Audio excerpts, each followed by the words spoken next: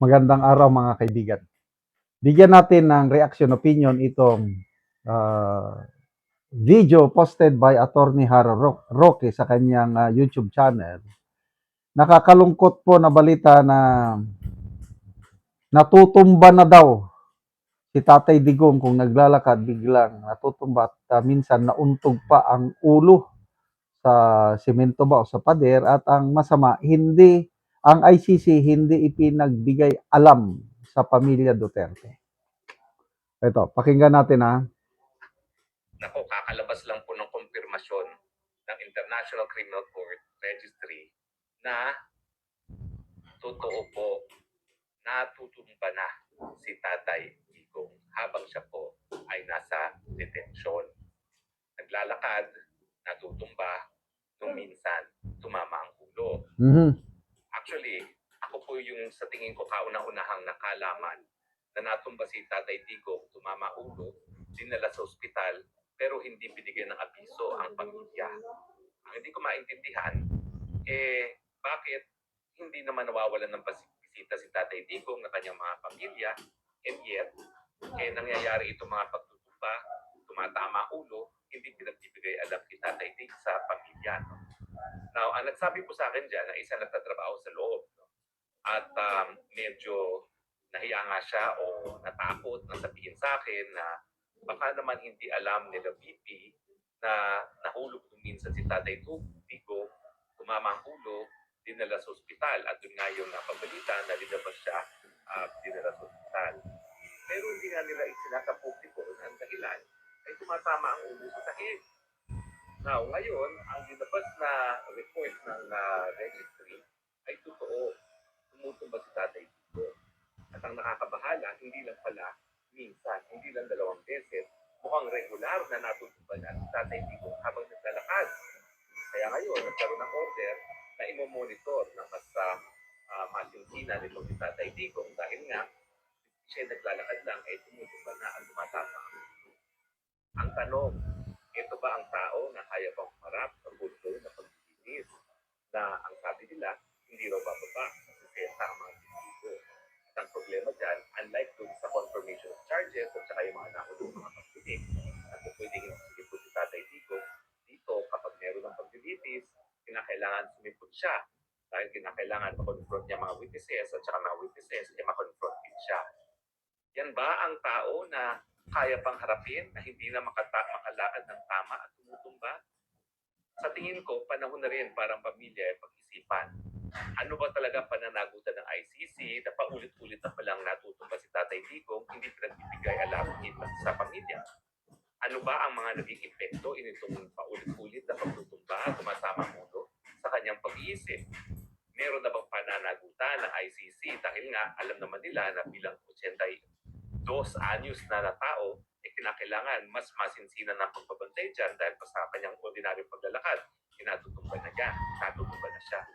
Sa tingin ko po walang immunity ang ICC. Wala pong immunity yan, hindi yan estado. So kung talaga mapapakita natin ang pabayang ICC at patuloy nilang kinukulong ang Tatay Digong na hindi na kaya talaga umarap sa ganitong mga paglilitis at may mangyari sa kanya, sana naman huwag natin antayin ang mangyayari sa kanya, talaga magkakaroon ng pananagutan ng ICC. Ang question, sino ba mananagot dyan? Ang mga WIS ba? Ang mga registry ba? Ang mga bansa ba na merong mga miyembro ng ICC? Well, huwag natin kakalimutan, bagamat hindi pa natin sigurado kung ano mangyayari sa ganyang litigation, sana nga hindi na umabot na tayo magdidemanda dahil meron ng apirya na nanggaling kay Tatay Digong. Ngayon pa lang, sana masusi ng pag-aralan ng bagong trial chamber kung kaya pa ni Tatay Digong na humarap sa mga paglilitis na ito. Ako naman, hindi ako dalubhasa, pero kung naglalakad ka lang, maulit-ulit ka nang natutumba. Ibig sabihin, wala ka na talagang kakayahan para harapin ang ganyang paglilitis. Ang hahanapin ng korte dyan is kung kaya pa ba ni Tatay Digong una-una na physically humarap dyan sa paglilitis na yan. Pangalawa, yung kanyang estado ng pag-iisip, kung kaya pa ba niyang magbigay ng instructions sa kanyang mga abogado kung ano magiging depensa niya. Ang problema, bago pa man madala si Tatay Digong sa Pilipinas pa lang, ako'y palaging tinatawagan at paulit-ulit ang kanyang sinasabi, no? So yan po ay palatandaan na meron ng Alzheimer's. Ako naman po, talagang bihasa ako dyan sa Alzheimer's dahil halos lahat ng matatanda ako po nag-alaga sa Pilipinas. Dahil ako lang po natira sa Pilipinas, ako nag-alaga sa lolo, sa lola, sa nanay, sa tatay, sa isang dalawang tiyo, dalawang tiya. At alam niyo ba ko, nasa pamilya namin yung Alzheimer's. Kaya lahat sila, bago pa may Alzheimer's. So ako, hindi lang po si Tatay Digong yung tumatawag sa akin na paulit-ulit ng mga sinasabi.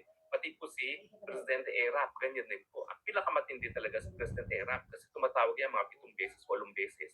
At para-parehong sinabi. Ako naman, nabanggit ko lang yan na minsan kay Senator Chingo, hindi sa ayaw ko siyang tumawag kasi naaaliw naman ako nung tinatawagan ako ni Presidente Erap, no? Pero nung nasabi ko po kay Senator Jinggoy, naku, tinanggalan ng telepono si President Erap. Kaya natigil yung mga phone call namin ni Presidente Erap. Ayun.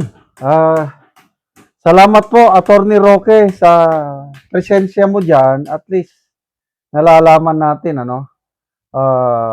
May mga mababait talaga, nakukonsensya ng mga empleyado sa ICC na ganyan. Hindi nila maatimba na itago ang katotohanan at nalaman natin. Yung ganyang edad, talagang ako nga, 66 pa lang, kung minsan, nakaupo or nakahiga. Pag tayo, may mga pagkakataon na parang nahihilo at matutumba. Ganyan na talaga kung nagkakaedad. Lalo na si Tatay Digong, 81 or 82. Kawawa ang kalagayan ng ating Tatay Digong. Kaya ako, talagang araw-araw ko siyang ipinagdarasal na i-comfort siya ng Panginoon, bigyan siya ng lakas, tibay ng loob na lumaban hanggang mapauwi siya dito sa Pilipinas ng buhay. So, anyway, sabi nga niya, there will always be a day of reckoning.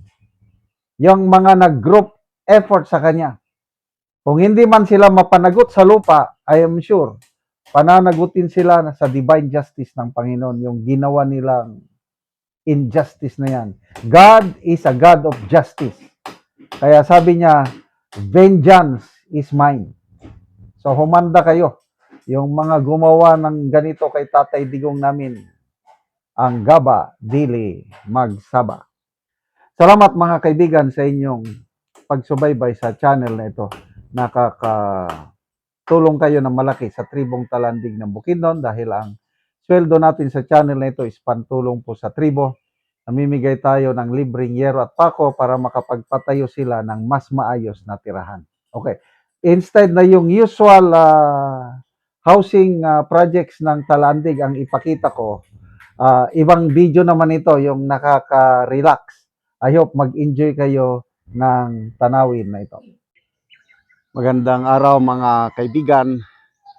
Nandito ako ngayon sa rooftop sa aming bahay. Yan. Gusto ko lang ipakita sa inyo itong napakagandang tanawin.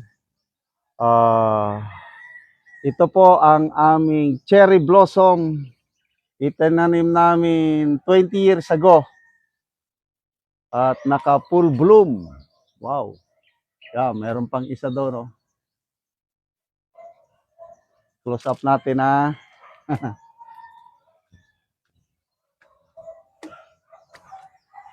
Oh.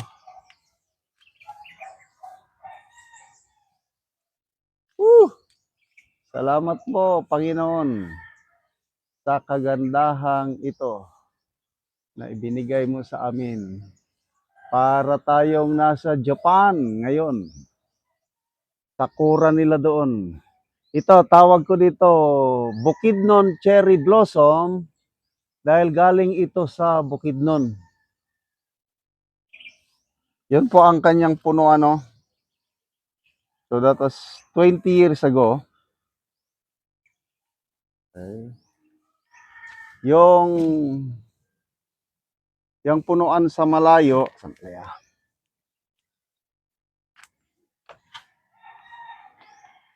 ito. Ayan. Anak na lang. Ito yung naunang naitanim. Nung namunga na siya, nahulog ang mga seeds. Ito, anak na ito. Yun. So, ito, mga more than 200 trees of this kind ay naitanim namin sa Philippine Military Academy nung na-assign ako doon.